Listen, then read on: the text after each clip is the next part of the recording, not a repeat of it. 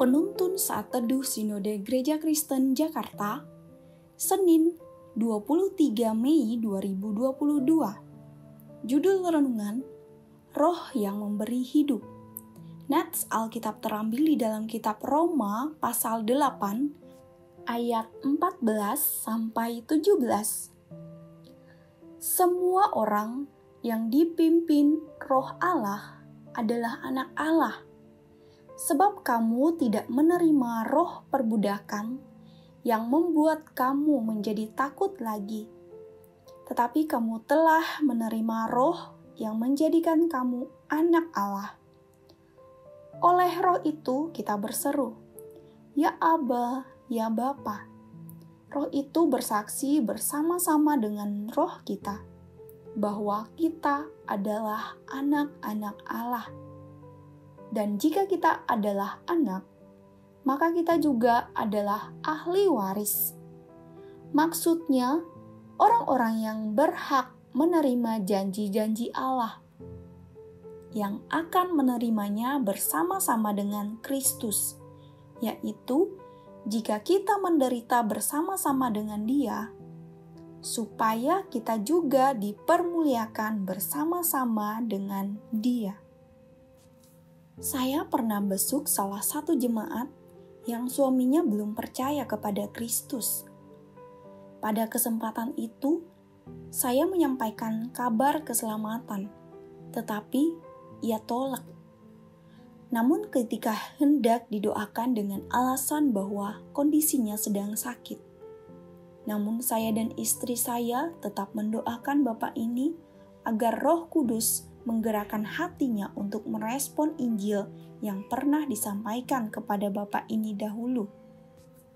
Saya percaya bahwa hanya Roh Kuduslah yang sanggup mengubah dan berkuasa penuh untuk memberikan iluminasi kepada hati yang terbelenggu oleh perbudakan dosa.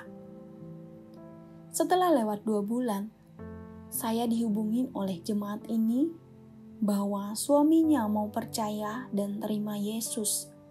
Dalam hati mengucap syukur kepada Tuhan bahwa doa yang dipanjatkan dengan sungguh-sungguh sesuai dengan kehendak Tuhan tidak akan sia-sia. Dengan pertolongan kuasa Roh Kudus menggerakkan dan membuka hati Bapak ini untuk merespon Injil yang pernah disampaikan kepadanya. Pada nats renungan hari ini, Paulus menyatakan bahwa seseorang yang hidup di bawah kuasa hukum Taurat akan bertentangan kebenaran dalam Yesus Kristus.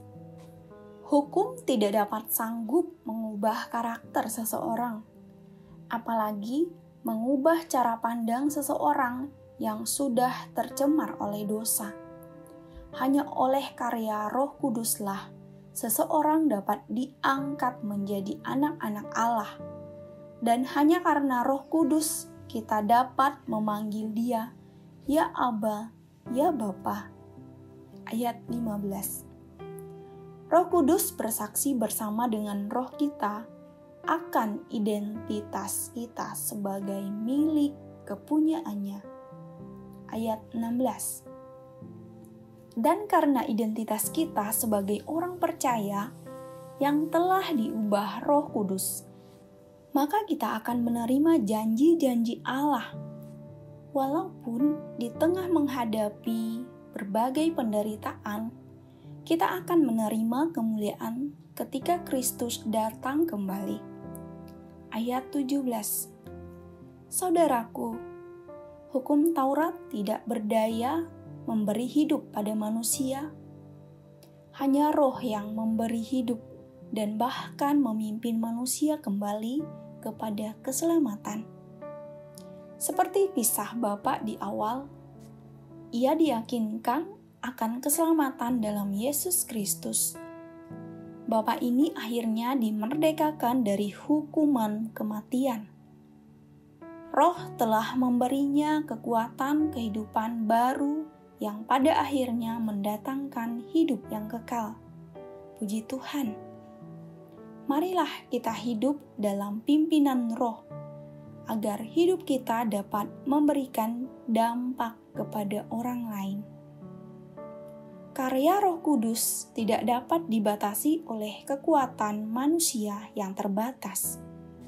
Karyanya dapat mengubahkan pribadi yang sesulit apapun. Amin. Terima kasih.